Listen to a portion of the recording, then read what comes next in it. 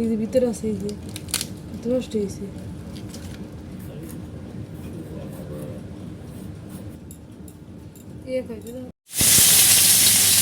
এই যে দেখতে পাচ্ছেন আপনারা, এখানে এখন মুরগি রান্না করা হচ্ছে।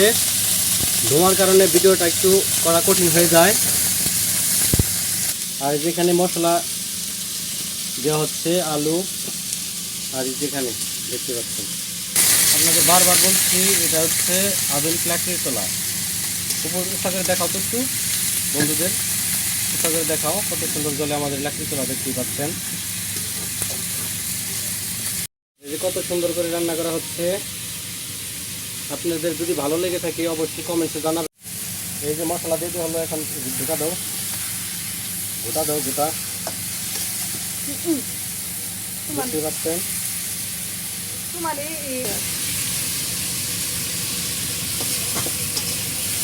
ভালো একটা ফিট করতে পারলে